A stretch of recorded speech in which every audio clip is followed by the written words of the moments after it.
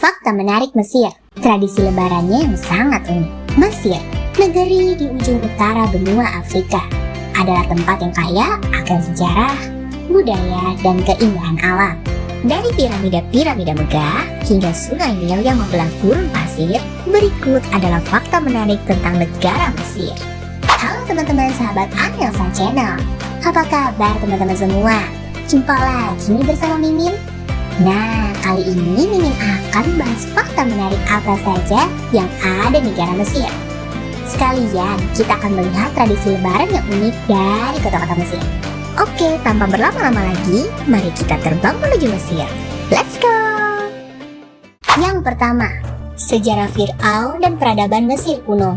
Mesir memiliki sejarah panjang yang melibatkan kerajaan Mesir kuno dengan Fir'aun-Fir'aun terkenal seperti Ramses II dan Cleopatra. Fir'aun adalah sebuah gelar umum yang sekarang digunakan untuk raja-raja Mesir kuno dari dinasti pertama 3150 sebelum Masehi sampai aneksasi terhadap Mesir oleh Kekaisaran Romawi pada 30 sebelum Masehi. Berasal dari kata dalam bahasa Mesir kuno yang secara literal bermakna rumah besar. Kata ini di Mesir kuno aslinya digunakan untuk menyebut istana kerajaan. Kata ini baru digunakan untuk menyebut raja-raja secara metonim semenjak era kerajaan baru, dimulai dari dinasti ke-18 1539 sampai 1292 sebelum Masehi, dan pada dinasti ke-22 sekitar 945 sampai 730 sebelum Masehi. Kata ini pun diadopsi sebagai julukan kehormatan. Kata Fir'aun atau Parao tidak pernah menjadi gelar formal raja-raja Mesir pada masanya. Dalam dokumen resmi, gelar lengkap Raja Mesir terdiri atas 5 nama. Masing-masing namanya didahului oleh salah satu gelar berikut. Horus, 2 wanita, Horus emas, Raja Mesir Hulu dan Hilir, dan putranya Ra. Nama belakangnya diberikan saat lahir, sedangkan namanya yang lain saat penobatan. Dalam komunitas Mesir, agama adalah sesuatu yang sentral dalam kehidupan sehari-hari. Salah satu peran Fir'aun ialah sebagai penghubung antara para tuhan dan manusia. Fir'aun kemudian mewakili tuhan-tuhan dalam peran sebagai administrator sipil dan agama.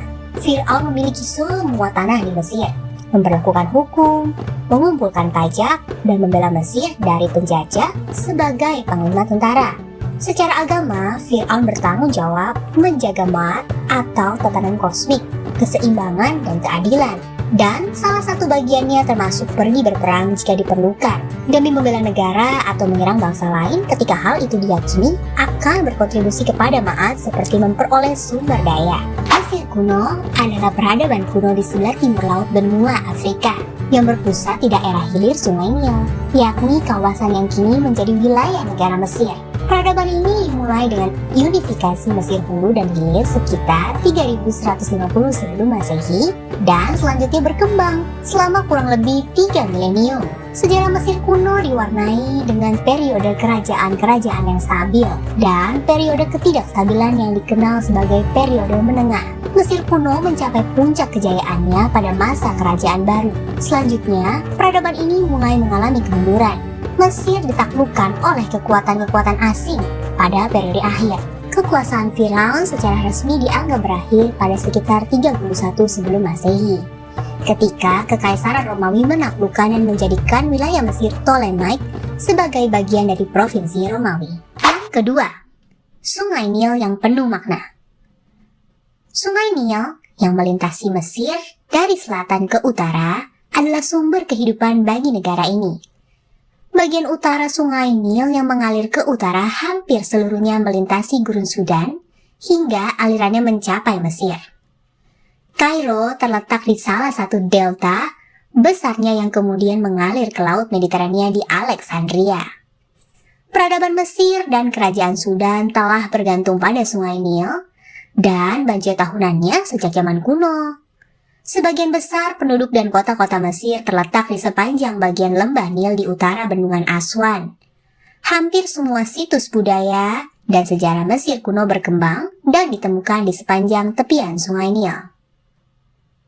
Sebelum ada bendungan tinggi Aswan, keadaan ini menyebabkan permukaan sungai di Mesir mulai naik sejak bulan Juni, mencapai puncaknya pada bulan September.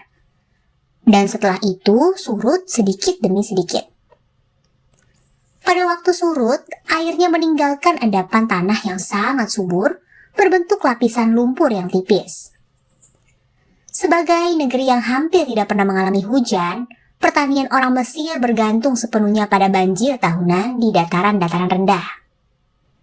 Jika luapan air rendah, pengaruhnya sama dengan musim kemarau yang mengakibatkan bala kelaparan. Sedangkan luapan yang terlalu tinggi mengakibatkan kerusakan pada sarana irigasi maupun rumah. Perhatian orang Mesir akan jumlah luapan air yang tepat terbukti dari ditemukannya nilometer, yakni alat pengukur ketinggian permukaan sungai, di situs-situs kuno. Tanpa banjir, padang gurun yang tidak jauh dari sana akan meluas sampai di kedua sisi sungai.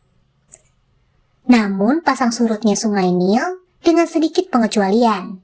Sedemikian teraturnya sehingga sepanjang sejarahnya, Mesir termasyhur karena panennya yang limpah dan kekayaan agrarisnya. Agar sebagian dari air banjir itu tersimpan untuk irigasi kemudian hari selama musim tumbuh, orang Mesir membangun tanggul-tanggul tanah guna menampung air berlumpur dalam waduk-waduk besar. Tanah subur di sepanjang sungai ini mendukung pertanian dan menyediakan air untuk kehidupan sehari-hari. Sungai Nil juga merupakan jalan raya utama untuk seluruh negeri. Perahu-perahu yang menuju ke utara berlayar mengikuti arus sungai, sedangkan yang menuju ke selatan melawan arus, didorong oleh angin yang biasanya bertiup ke daratan dari Laut Tengah di sebelah utara. Kapal-kapal dagang dari Venesia dan Kreta dapat berlayar melawan arus sampai ke Tebes dan lebih jauh lagi. Sehingga kehidupan dan budaya Mesir selalu terkait erat dengan sungai ini. Yang ketiga, kekayaan arkeologi. Negara ini adalah surga bagi para arkeolog dengan situs-situs bersejarah seperti Karnak, Luxor, dan lembah para raja. Kuil-kuil megah, patung-patung, dan makam-makam kuno mengungkapkan kehidupan dan kepercayaan Mesir kuno. Yang keempat, kota Kairo yang bergerak cepat. Kairo adalah ibu kota Mesir dan kota terbesar di dunia Arab.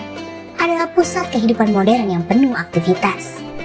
Wilayah metropolitan Kairo Raya dengan populasi 21,3 juta adalah aglomerasi perkotaan terbesar di Afrika, terbesar di dunia Arab dan Timur Tengah, dan terbesar ke-6 di dunia berdasarkan populasi. Kairo dikaitkan dengan Mesir kuno karena kompleks piramida Giza dan kota-kota kuno Memphis dan Heliopolis terletak di wilayah geografisnya.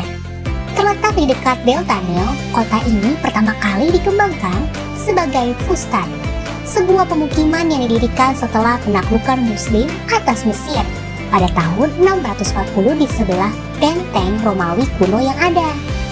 Di bawah dinasti Fatimiyah, sebuah kota baru, Al-Qahira, didirikan di dekatnya pada tahun 969. Kemudian menggantikan Fustat sebagai pusat kota utama selama periode Ayyubiyah dan Mamluk, abad ke-12 sampai ke-16.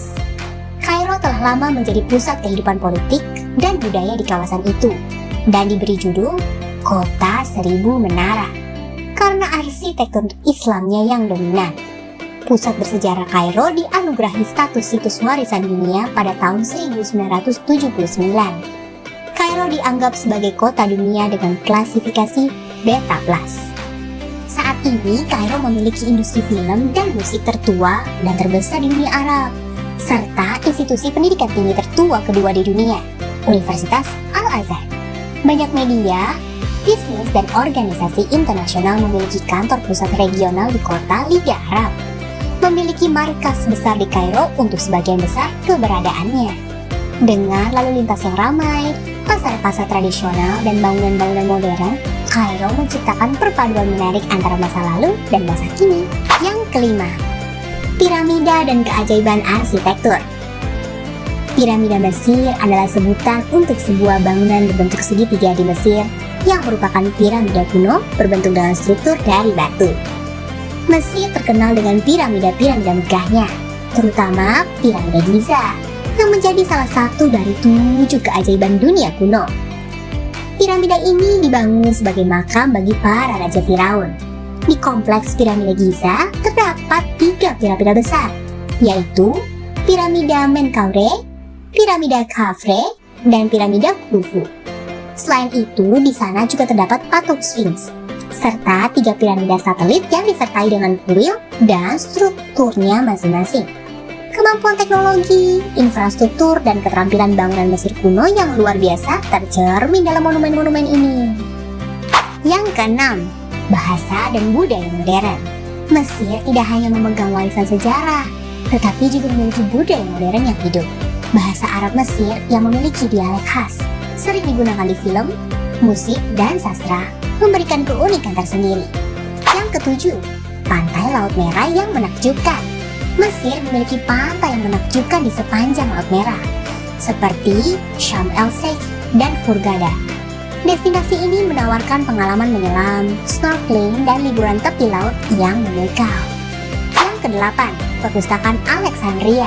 Mesir merupakan rumah bagi perpustakaan Alexandria, yang dianggap sebagai salah satu perpustakaan terbesar di dunia kuno. Saat ini, Pustaka Nasional ini menjadi pusat pengetahuan dan budaya di kawasan itu. Yang kesembilan, keberagaman agama dan kehidupan beragama. Mesir adalah tempat berbagai agama, dengan mayoritas penduduknya memeluk agama Islam.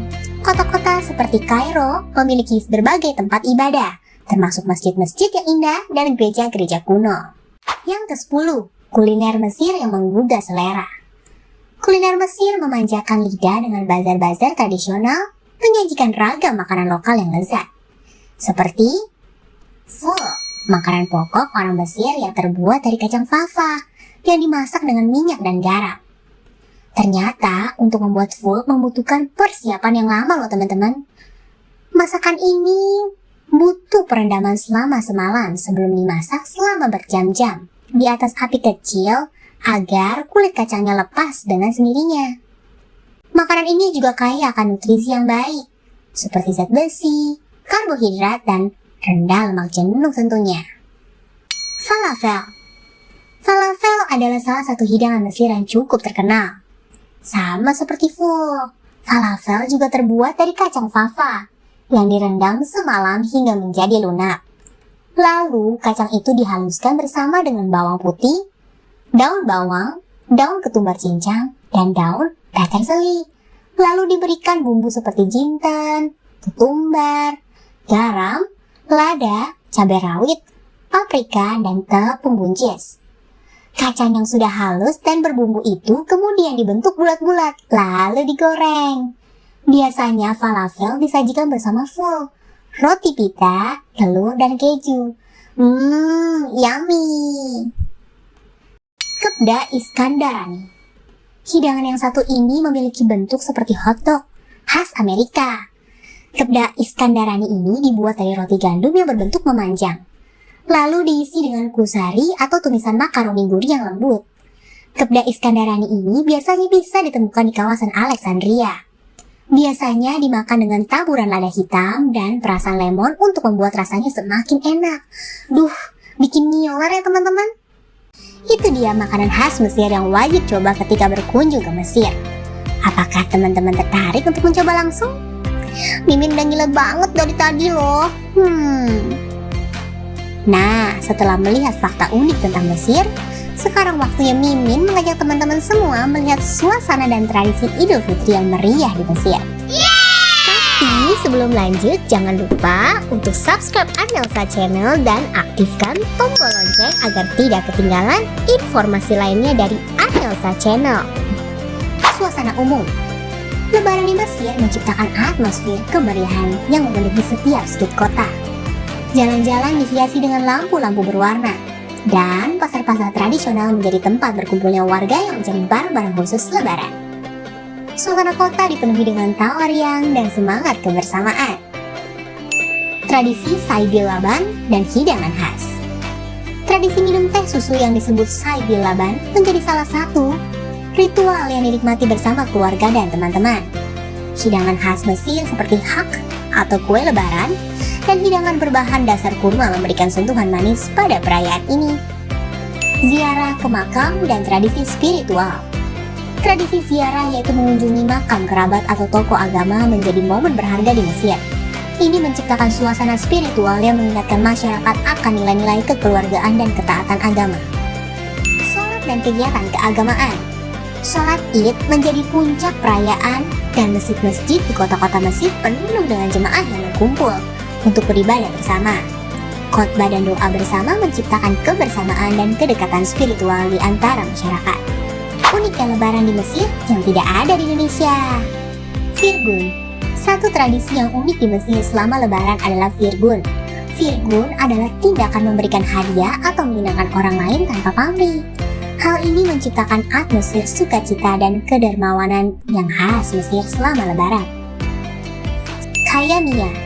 Seni kain tradisional Mesir yang disebut dengan khayamiah sering digunakan untuk menghias rumah selama Lebaran. Hiasan kain ini memiliki motif geometris yang indah dan memberikan sentuhan tradisional yang membedakan dekorasi Lebaran di Mesir. Fanos Ramadan. Tradisi Fanos Ramadan atau Lentera Ramadan berlanjut selama Lebaran. Lentera-lentera indah ini digunakan untuk hiasan dan menciptakan suasana magis di kota-kota Mesir. Terus, takbiran di Mesir hanya dilakukan selepas sholat maghrib sampai selepas sholat isya. Berbeda dengan di Indonesia, yang takbirannya berlangsung selepas maghrib hingga menjelang sholat Idul Fitri keesokan harinya. Nah, yang terakhir, jika di Indonesia Lebaran harus dilengkapi dengan sajian ketupat dan opor ayam, Lebaran di Mesir biasanya menyajikan ranja yang terbuat dari ikan asin dan acar. Wah, cacing-cacing ini lebih cocok di ketupat dan opor ayam nih teman-teman. Rasanya lebih nendang pol. Lebaran di Mesir menggabungkan tradisi agama dan kekayaan budaya, menciptakan perayaan yang tidak terlupakan bagi masyarakat. Demikianlah fakta menarik tentang negara Mesir. Sebetulnya masih banyak hal menarik dari negara ini. Namun karena keterbatasan waktu, kita sambung nanti kapan-kapan ya. Kalau view-nya banyak, pasti Mimin buatkan lagi deh. Hehehe. Jika ada usul kota atau negara mana lagi yang mau kita bahas, silahkan isi di kolom komentar di bawah ini ya. Terima kasih sudah menonton. Sampai jumpa di video berikutnya.